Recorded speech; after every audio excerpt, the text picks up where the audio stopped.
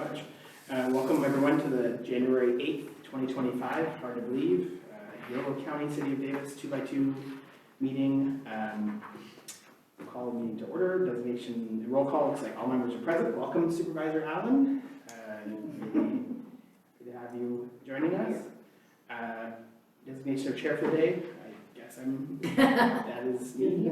And we'll move ahead, if that's okay with everyone. We'll move on. Item 3 is approval of agenda.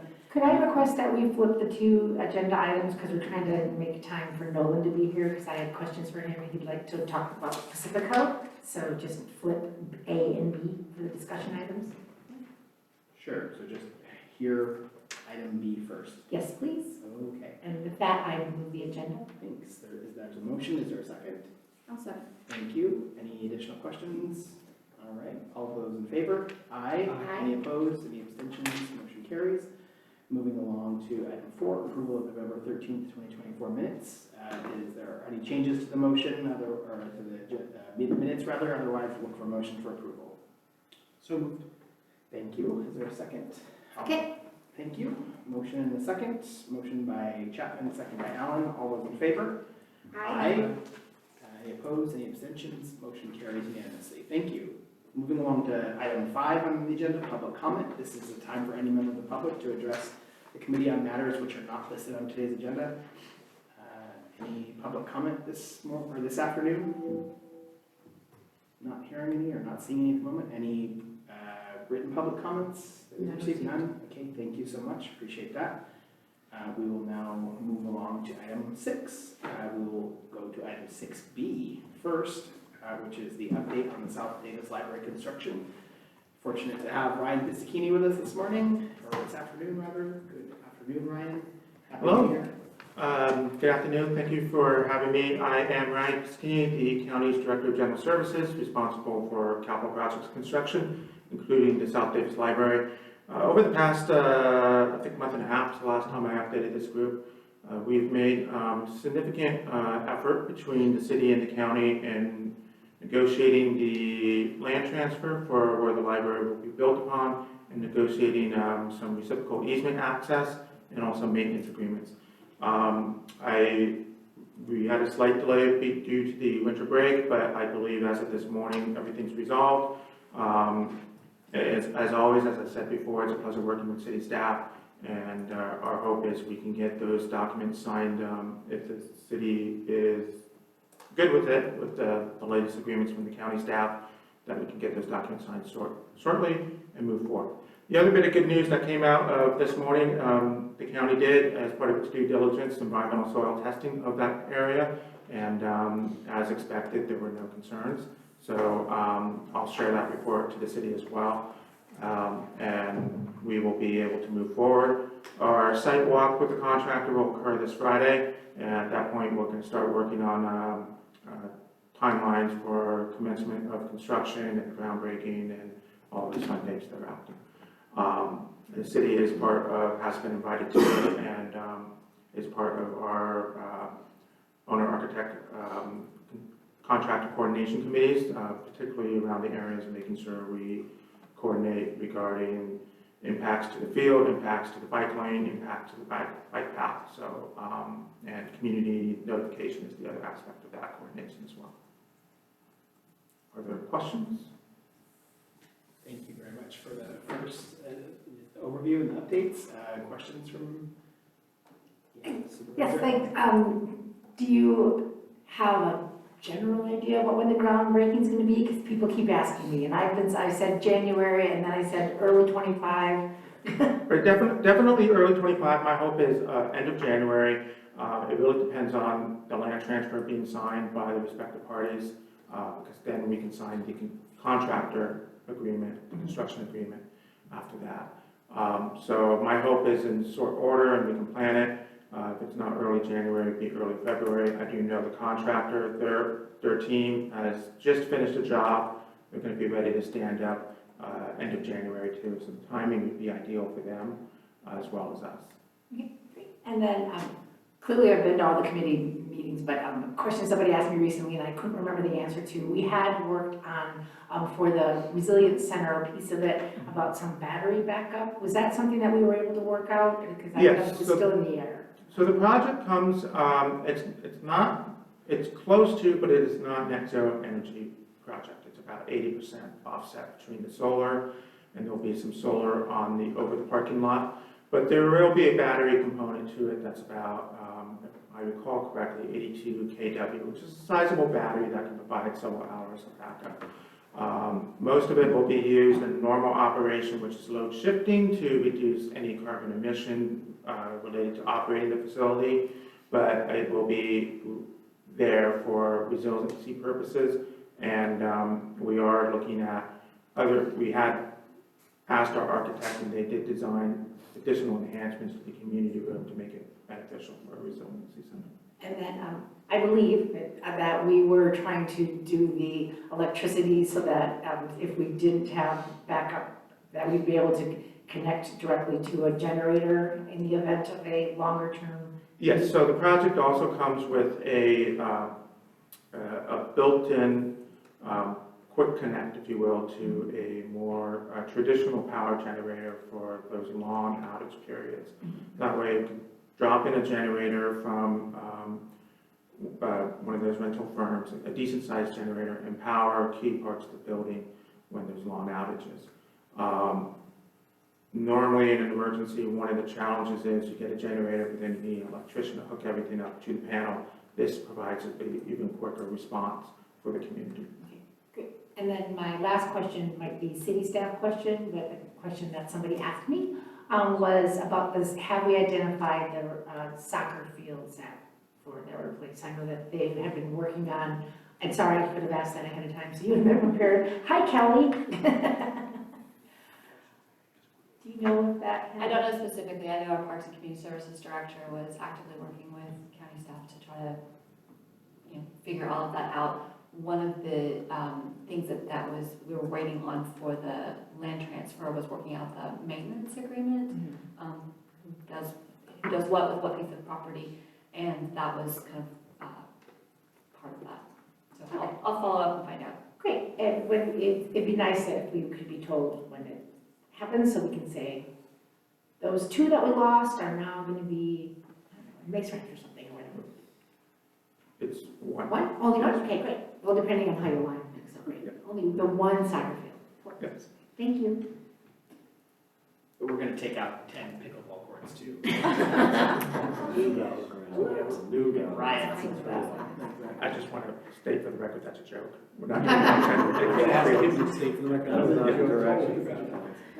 gonna have the boring pickleball leagues. Other questions? Councilmember Chapman? Yeah. Yeah, quickly. Thank you, Ryan. Just a question on kind of the construction side of it in terms of breaking ground in end of January. Say, what is the plan, or have you been in conversation with DJUSD in terms of safe route to school, that thoroughfare, that sidewalk? Is it on that side? Are you planning on breaking up the sidewalk, getting in construction vehicles in and out? Are they coming, when you break ground, are they coming into the current parking lot? And what does that mean for impacts on parking for the school? And just curious around your conversation and coordination with DJUSD around this. So we haven't gotten to full discussions with the school district just yet. We did articulate with the contractor, and made it known that we have a concern. They need to make sure, and we've already given them bell schedules for that. So our biggest concern is what we call the laydown area, which is the area that the contractor has space to operate within. We told them that stays within the parcel. So it will stay far away from the school district. The other concern we have is coordinating, and we will do further coordination on where the contractor staff will park, because that will impact the parking lot. That's another concern we've identified and working through. And then in terms of commuting to the school, the reason why we gave the bell schedule to the contractors to make sure that major deliveries are timed outside of the bell schedule for the start of school, the end of school. We don't want conflicts between the trucks, the bikes, and the vehicles there.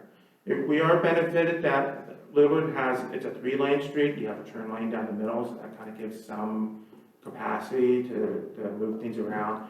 The contractor's still looking at what their traffic management plan will be, and that's something that the city will have a great say in, because we're impacting your street. So when you break ground, hopefully at the end of January, Yes. will the ingress egress to the construction site be created off of Lillard into that parcel? Correct. So the sidewalk will be torn up, right? Because Correct. there's no entrance there now, obviously. Right. Sidewalk's torn up, and then during school hours, right, there'll be somebody there, you're gonna work with with DJUSD to figure out students coming down the sidewalk and then crossing over this new ingress egress Yes. over the next spot. Yes. Okay. Yes. We're also working on site security to make sure you don't get into the site and protect that too, so. Sure, yeah, I mean, they're doing construction right there now, right? And it's very similar, they created new ingress egress over the sidewalk. They're currently, it's right next to where the crossing guards are, so the traffic already is quite slow, right? There's nobody kind of coming in either, because they're coming up to stop to the crosswalk where there's already staff kind of managing traffic in that area. So just my concern would be just further down that street, right? There's kind of a no man's land where I think there would need to be some assistance on people crossing in either if the vehicles are coming in and out. They start there now, currently at 7 a.m. They're out there working with big trucks and trailers, big cement truck, things like that. So What I'll do after this, now that we've pretty much gotten, I believe we have the land transfer and the reciprocal access agreement done, which has been my focus the past month, I'll reach out to my counterpart at DJUSD and start to more directly address those concerns. We've highlighted that several times to the contractor that they need to plan for that, but I'll make sure we have a more direct connection to the school district. great, thank you. It may be a great, not that, maybe it is, I'm not on the 2x2 anymore with DJUSD. Maybe it's something that the city and DJUSD can put on their agenda and talk about or keep it. Thank you, Mike. Yeah, thanks for the questions there, and I think, both Supervisor Allen and I are on that 2x2, or at least Oh, great. the county DJUSD 2x2, so we'll make sure we Awesome. raise that issue, so thank you, appreciate that. Any questions, comments? Okay, great, thank you very much for the updates. Anything from, additionally from staff, and that's okay. Any public comment on this particular item?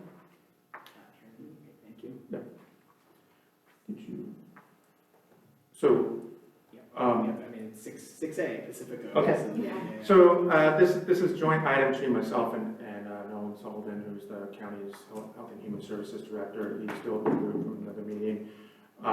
The nature of my understanding of the request, there's the construction component, there's the programmatic component. So I'm just going to, since I'm here, I'll start off with the construction component, and then hopefully Nolan will be here in time and pick up the program piece. So Pacifico is that city-owned parcel or property that is on in South Davis as well.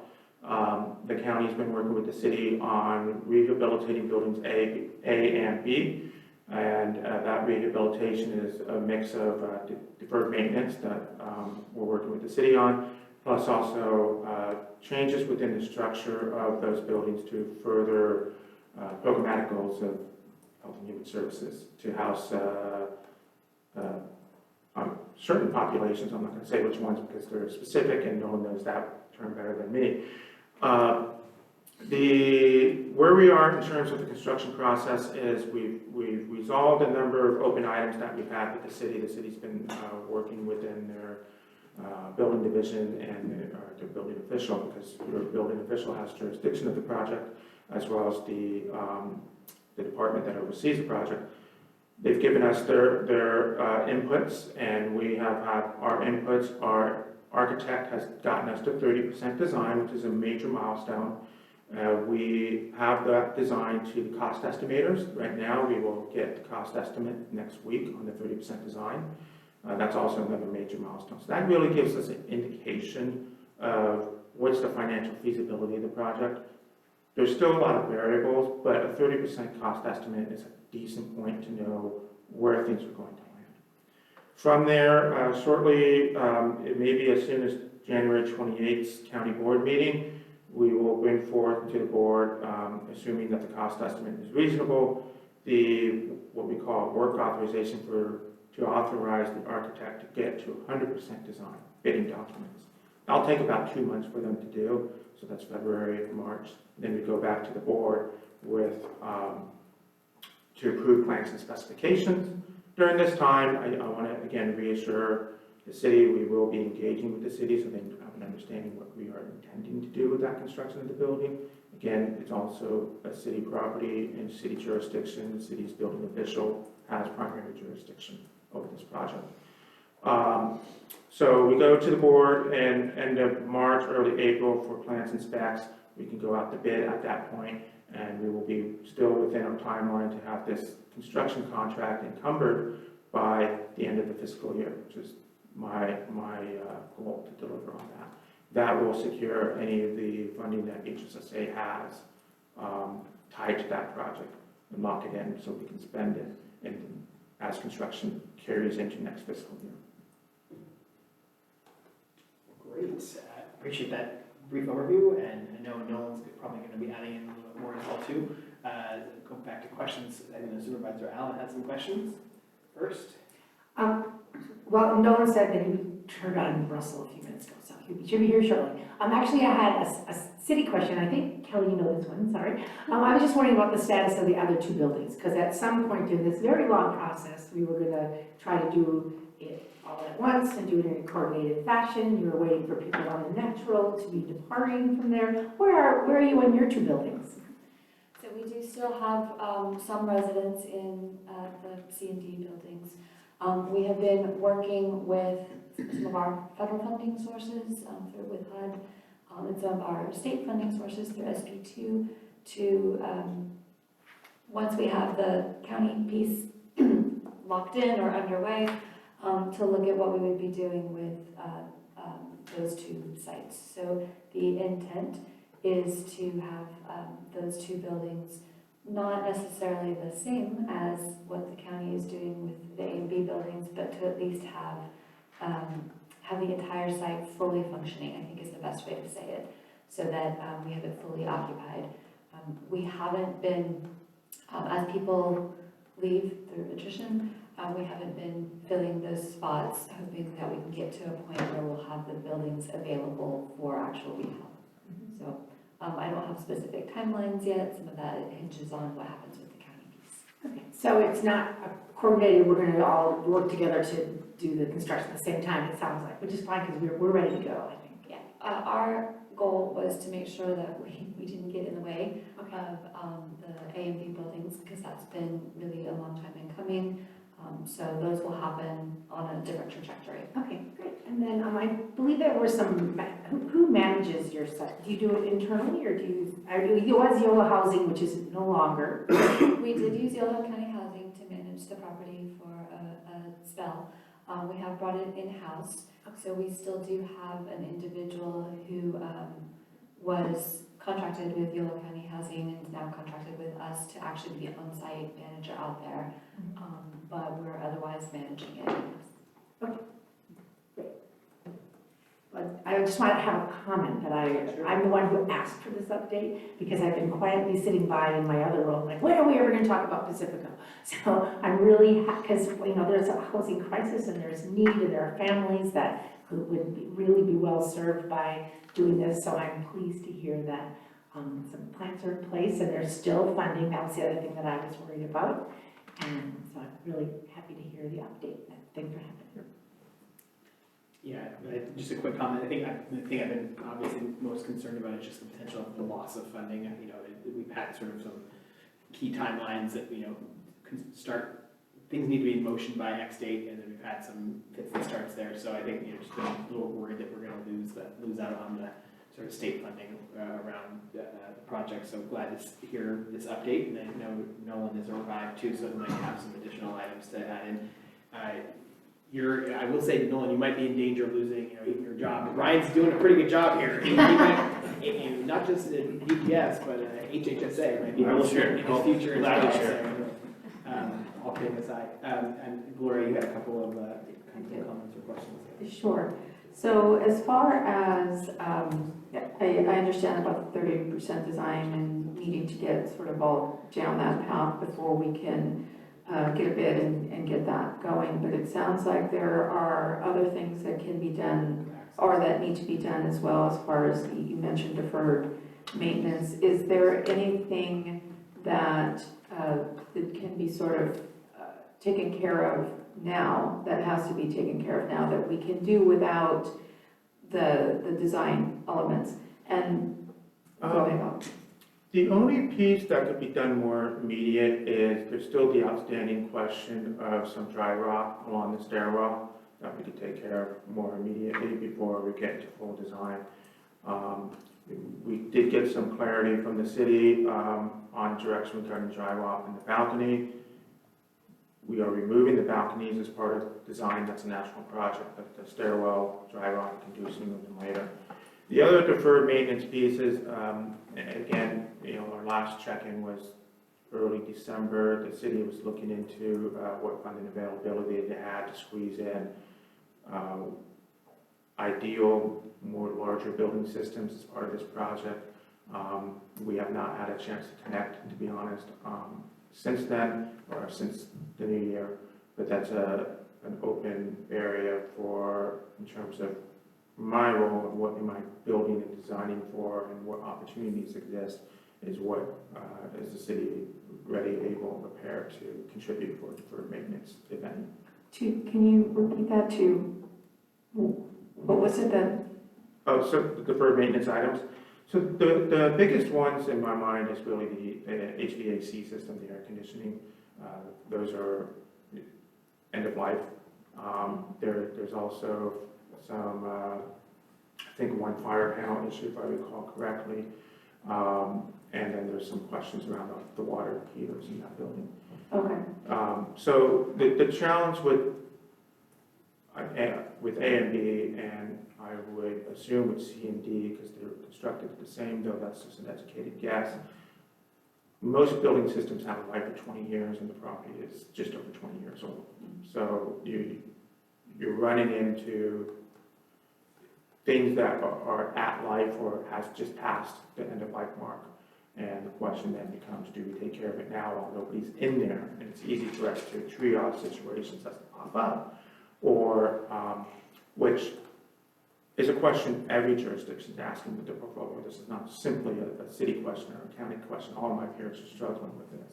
How much money do you have and what do you address? And what's most likely to fail immediately and what's could actually be stretched out for it. Okay, all right.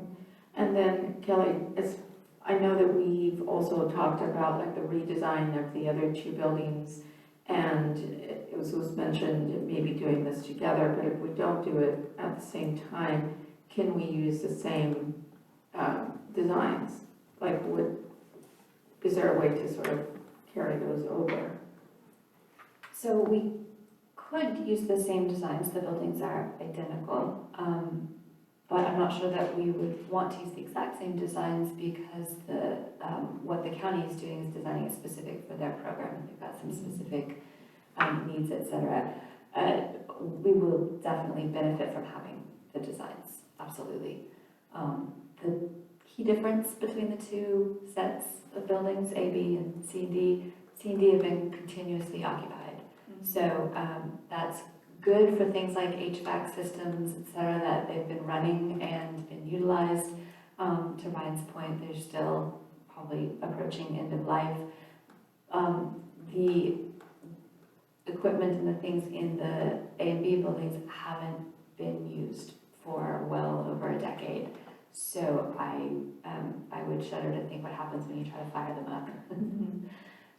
So there will be funds that the city needs to put into A and B, as Ryan alluded to, and that's one of the reasons, like, we want to see what that looks like first and make sure that happens before we go too far into the other two buildings.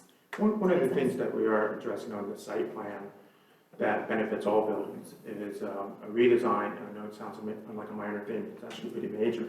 A redesign of the garbage and recycling storage area. So right now, it's really weird. You have to kind of go down a slope and around to the back of the property, and then you can throw your waste in there.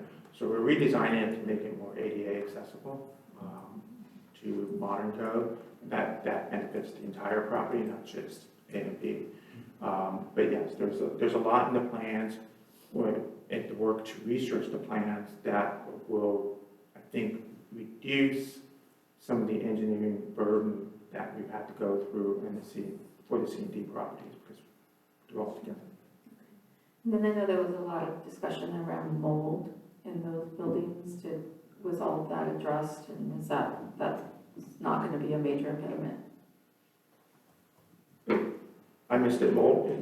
So there is some mold in the building. We have not remediated that yet, but now that we have a plan forward to demo it all together, it will be part of that broad remediation.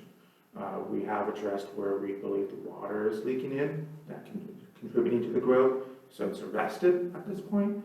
But since no one's in there, it's not an issue at the moment. And then once, assuming the cost estimate is good and everyone agrees to move forward to bidding and construction, we'll have remediated that. Great, thank you, appreciate those questions. Thanks, Ryan, so much for the sort of comprehensive overview. Yeah, just one sec, I was gonna see if Nolan might have some, if you wanted to add in anything as well, or, and you. Yeah, I just want to ask Ryan, so I can wait till Nolan's done. Either way, go ahead. Just quickly, when you mentioned a couple times just kind of this dangling 30%, right, and what we're looking to come back and what that number is going to be, do you have a sense at all? I understand I'm asking you to look into the construction world, which is in the, the world that you live in, but it kind of sounds like you're not quite sure that's going to come back to something that you may think is reasonable, that you're not 100% positive that's going to happen, because you said, well, a couple of times mentioned, like, we hope that it comes back and it's not super high, and it's like, what's the contingency plan if it comes back and 30% of design is so far out of the realm that it's not feasible? I mean, this all hinges on that, right? So I apologize. The two board members have seen my style when it comes to cost estimating, and I'm very cautious on that front, and have a lot of caveats. We do typically, since my tenure here, we do more cost estimating in the project to make sure projects are affordable. I have seen, broadly speaking, cost estimators either underestimate the project cost or way overestimate the project cost. I hesitate to make a guess because it's just been so wild these past few years. Even these past few months, I've got several projects that are just head scratching for me. So what typically happens when the 30% comes back, and what I do is I share it with the project sponsors and say, okay, here's where it is. And it gives a detailed breakdown. And some of that, we'll share that with the city too. Some of that kind of gets into what is deferred maintenance and what is project scope. And I think there will be a time where the city and the county need to talk about who's responsible for what around the deferred maintenance. In terms of what funding is available beyond, if the project scope was beyond, or the project cost was beyond what funding is available, typically what we either do is we resize the project, make it not as ambitious. Sure. We, in some cases, I say I'm not too confident in what the construction market is, so we start carving things out into what we call bid alternates, and which is what we did with the South Davis Library. Mm-hmm. South Davis Library, if you remember, the construction contract was estimated at 16 mil, and it came in mid 14 mil. So that was a head scratcher for me too, but we did add alternates and we were able to package everything in we want.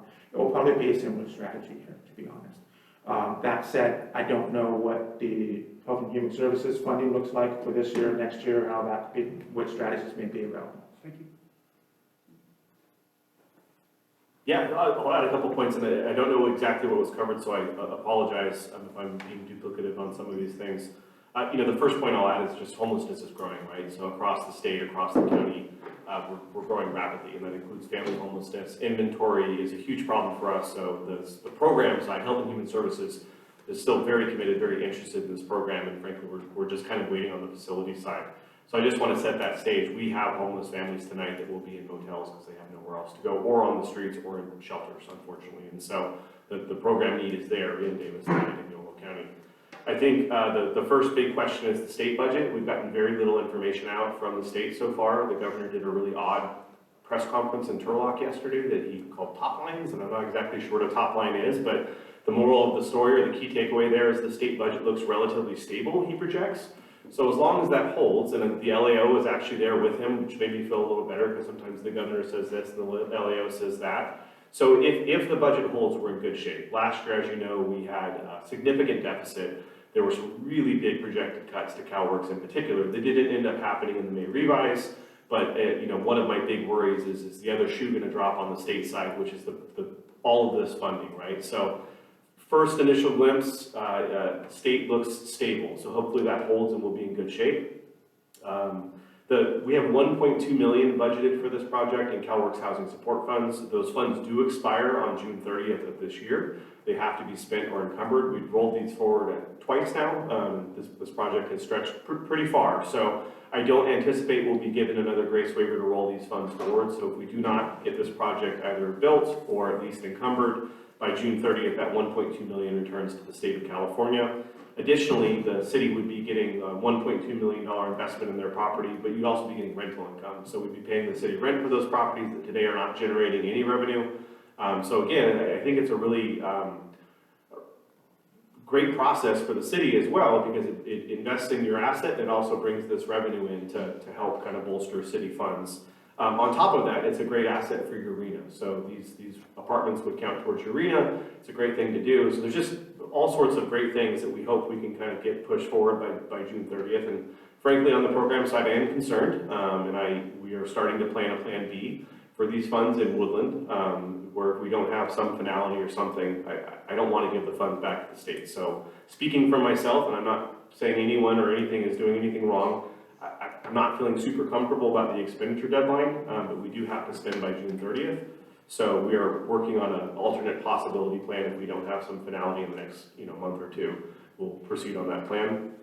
The last thing is, the design plans have been changed a little bit. I'm not sure if Ryan covered this. We did make a pretty dramatic change to the building B, which I think you'll really like, and I think the neighborhood will really like. Instead of having dormitory style kind of housing in one of the buildings, we're actually converting them to studio and one-bedroom apartments with their own bathroom, their own laundry, looking for more long-term tenancy and really looking for our most successful CalWorks clients to live there on a more permanent basis. Huge asset for homeless Davis families. We'll continue to keep building a sort of a dormitory-style transitional housing facility, but we're really excited about this model. The architect has been fantastic, and one of you suggested using those plans for the other buildings. I think that studio and one-bedroom style would be fantastic for the other buildings, and we could give you the plans for free, essentially. So if that was something you wanted to pursue, that'd be great.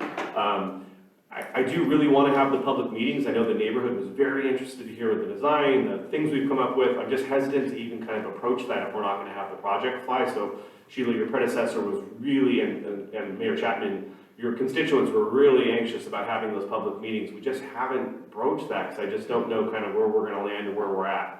And those are pretty much the major updates I have. So the CalWorks population continues to grow. Unfortunately, so does the HSP population. The need is there, the money is there. It's just we're up against the clock. Yeah, you mentioned, did you say they had to be spent and encumbered? Because could they be encumbered by the June? Or, yeah. Right. So spent or encumbered, which is we could still make that. I think that's reasonable to encumber and maybe even get some building done. It just, the stars will have to align. We'll have to move fast. Have we worked out the lease agreement yet? So do we know what the ongoing cost will be to us and the money that you'll get? The initial lease is done, and we've settled that a year or so back. We'll probably need to touch back up on that a little bit because it's been some time since then, but the lease piece has been since handled. So really the construction phase is where we're starting. And the money's still there for the lease? Yeah. Whatever we had State budget decided. depending, yes, Okay. yes, yeah. All right, good, yeah, and it is, I was happy to see the, what the state budget looked like, because I was ready for Yeah. bad things, and I'm happy to have neutral as opposed to bad things. So far, so good. Yeah, the first sign looks good, so we're just kind of waiting for the detail. But we did set aside a sizable chunk of money for remodel, rehab, and kind of rebuilding. Mm-hmm. And then we always pay money for rents or master leasing or things like that. So we have that budgeted in the future. But this year in particular, we have this big chunk of money for rehab and for upgrades. Great, and this is the first that I've heard that we're gonna do some studio apartments on the other side, which I think is fantastic. It's a funky building for anybody who has gone up in there. It's a dorm, basically. It's an undergraduate dorm, really. And so to be able to convert that into needs in the community, I am happy to have the transitional housing, because that's, we need the full spectrum, but to be able to have some more permanent housing, especially in Davis, Yes. would be fantastic. And now I'm gonna give my comment that whatever, just somebody tell me what we have to do to get this done, because I don't want, sorry, Woodland, but we need the housing here. I don't wanna see yet another thing go away to another location when we really need to get this done in Davis, and it's an asset that's there for the community, and we really owe it to the community to use this asset that's just been sitting there for over a decade. And then anything that I can do either as a citizen or in my new position to help with the other two buildings. And I agree that it wasn't quite time to have our community meetings yet. I think we have to get just a little bit further down the road, but absolutely, I know that, and Josh is committed to that, and our office is committed to doing the outreach that's necessary, so everyone feels that they're in the loop, and we'll be ready to go. So thank you so much for bringing this forward, everyone. Yeah. So with regard to communication with the community, I do understand why we have not done that. But I think we mentioned that this the last time when they were doing inspections and stuff, and the neighbors get really nervous whenever they start to see activity at that location. So if we are doing any type of deferred maintenance as far as like stairwells or things like that, if we can also communicate to the community that, you know, this is going on. Or whenever we're out there, we anticipate extended activity, if we can let the neighbors know. Will do. Appreciate that. Any additional questions or comments at all on this item? Thanks so much for that overview. Again, I think I asked for public comment earlier, but open it up again for public comment on this item. If not, okay, we'll move along then to 6C, which is just a, thank you very much, Noel, appreciate it. Yeah, any updates from the CAO's office or city mayor's office? Just a couple things from CEO. CAO search, just to update you, and obviously the two supervisors can chime in here. We had an excellent pool of candidates. We met with the recruiter the other day on Monday. They narrowed it down to seven candidates. They're going to interview January 22nd and 23rd. And if need be, we have a second round that's scheduled for February 12th. But the pool is strong, and I think, speaking for the board, they're optimistic that there is some very good candidates in there that fill the role of CAO. And then the other is that we have some terrific budget challenges at the county. Our board, well, not the board, I'm sorry, our departments are going through a 7% across the board budget reduction exercise right now. We're anticipating our general fund hit to be about $15 million this year, with some subsequent issues in the out years as well. So we have a lot of difficult discussions going on right now, individual meetings with department heads. We'll finish them up tomorrow. Had a meeting with all department heads this morning to talk about where we are in the process. Everybody is participating fully, but we'll be bringing to the board in March really what those recommendations will look like for final action in June. But just know, I mean, the county is not in a good fiscal shape right now, regardless of what happens with the state budget and the federal government down the road. So just a backdrop of any requests that come to the county are going to be held and looked at closely, just because we have a lot of needs and not enough revenue to cover it at the moment. That's all I got. Thank you, appreciate both of those items. Those are definitely, I think, the top two items facing the county at the moment. So on the city side, last night the city council voted for the 2025 mayor and vice mayor. So Bapu Baitla will be mayor and Donna Neville will be vice mayor. With that comes our annual relooking at all of our council liaison appointments and assignments. So those will be upcoming in the next meeting or two. We, in addition, in November, we were able to pass Measure Q, which brings much needed revenue, or will bring much needed revenue to the city. Starting the sales tax increase will take place or start April 1st. And the city will start to see revenues from that toward the end of the fiscal year. So with full revenues, hopefully by the beginning of FY26. And it's not $11 million extra that we're looking for ways to spend. I think in some ways we've spent that $11 million already. So it's always necessary.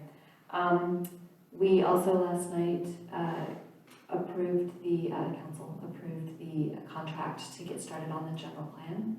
So that's been a long time in coming, but we have a contract with, or approved a contract for our consultant, Remy and Associates, to work with city staff and the community to develop a new general plan. That will take a couple of years likely. So that's a big process that will be, that will involve everyone. And then finally, just ending on a good note, we do have a Martin Luther King celebration that is scheduled for Martin Luther King Day on the 20th. So if there are other things you don't want to be doing on January 20th, you can come at 10:30 to the Veterans Memorial Center, and Veterans Memorial Theater, sorry, and participate in that celebration with us. So that's it. Great, thank you. I'm sorry, the date is it actually on MLK Day itself? Yes, okay. Thank you, appreciate that. Those updates, any questions or comments for either of the county or city executives? Yes? I just wanted to say, for those of you who don't know, I was sworn in on Monday. At my first meeting, I was sworn in at 10:15, and my first meeting was at 2. I think everyone might know this, but in the audience is Oliver Snow. He has now been promoted to be my deputy, and he's still doing calendar for the moment, but he's very much looking forward to not doing that, but he's not making binders. Our office, for those of you who don't know, is just across the parking lot, so come on over anytime and visit us. There's some new signage, thank you, Ryan, that you can find both Lucas and I in that building. My other staff person will be Lisette Marshman, who will work with Senator Dodd for many years. He is retired. She lives in Woodland and she speaks Spanish, so Yolo person and Spanish speaker. I was very excited about that. She'll be starting next week. Congratulations again. Good. Yeah, go ahead. So 3 of us were at the Yolo Solano Air Quality District meeting this morning, and there are grants that are coming down for fleet vehicles and electric charging, and so keep an eye out for those so that we can utilize those in our respective communities. Maybe at a library. Good announcement. Any other items? Okay, good. All right. So let's see. So I think that kind of is the Board of Supervisors, City Council communications. Any other items for that item, which is item 7? If not, we'll go move to item 8, upcoming meeting dates and chair designations. So March, May, and September on the calendars, and we've got our chairs for the day there.